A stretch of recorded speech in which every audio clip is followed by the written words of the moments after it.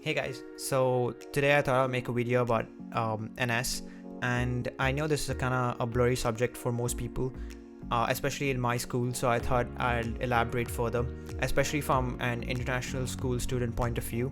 So if you are kind of confused about what NS actually is or what it contains, then be sure to watch this video because I have everything relating to what it actually is, the history behind it, as well as my personal experience to how I've been coping up with NS up till now. But this is just what one should know before they enlist actually, and all the processes that leads you up to your enlistment date. For example, your medical test as well as your IPPT. I'll just be running over that and hope you find this informative. So basically, what is NS? So I do have some points here that I made while researching and documented as well, documented all my personal experiences as well. So NS basically stands for National Service, and this is a national policy of Singapore, which states that all Singaporean citizens and second generation permanent residences in Singapore have to go for national service once they reach the age of maturity, and this usually lasts for about 2 years, but can be reduced to 1 year 10 months. So basically, NS is served through three forces: the Singapore Armed Forces, the Singapore Police Force, and the Singapore Civil Defence Force, or better known as the SAF, the SPF, and the SCDF. Okay, so my personal experience.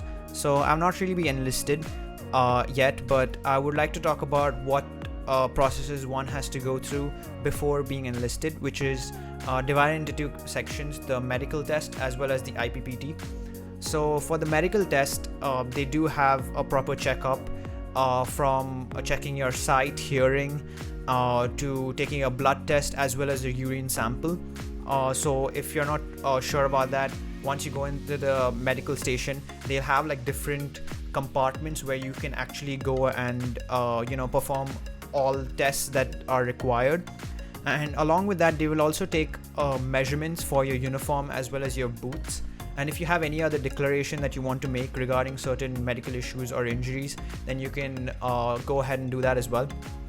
So personally, I did declare that I had a nose fracture, and they had already found out records from the hospital as well, based on like my IC, that I did have a nose fracture earlier and it was reported. So once you're done with your medical, you will receive your PES, which is the physical employment status, 2 weeks later. And there's a range of PESs depending on how fit you are and what exercises and physical fitness you are actually suitable to doing. So be sure that you get the right PES, and you might want to read about it. I put some links in the description below. And I personally got the PES of B1 based on the nose fracture that I had mentioned earlier. So once I got this, I knew that I had to do the IPPT, which is the individual physical proficiency test. And this test involves three components, which is the push-up station, the sit-up station, and the 2.4 km run. So if you have not really heard of the IPPT, in layman terms, it's just a physical fitness test that one has to perform and obtain a certain score in order to receive NS benefits such as an 8-week reduction. So that is how you get your 2-year NS program down to 1 year 10 months. And there's a certain date by which you have to do the IPPT and pass before your enlistment. So considering that my enlistment was on August 10th, I had to do the IPPT by July 22nd and get a score of 61 or above, because 61 is the passing score, in order to get the 8-week reduction. So to do that, I booked my IPPT in the Kranji FCC. Although I had a choice between the Toa Payoh FCC, the Maju FCC, and the Kranji FCC, I chose the Kranji FCC because it was convenient for me to travel. So once I went there, I was told about everything about IPPT that I needed to know. Also, I did my background research regarding IPPT, another link that I'll put in the description if you want to check that out. And once you do your IPPT, you'll obtain a certain score, and if that score is 61 or above, you will get an 8-week reduction. While I was doing my pre-enlistment IPPT, I had to go through a 1 month or a 1.5 month training before I could actually come on that day and perform my best. And this is only because I had 1.5 months to do the IPPT, considering that my final year exams, which is equivalent to A levels, was finished in May. So I had June and a few weeks in July to complete my IPPT. So I did my IPPT on July 14th, and it was pretty good. I passed, and I managed to get that 8-week reduction, which helped me push my enlistment date from August 10th to September 30th. So personally, I would suggest that you do train for IPPT and go for it.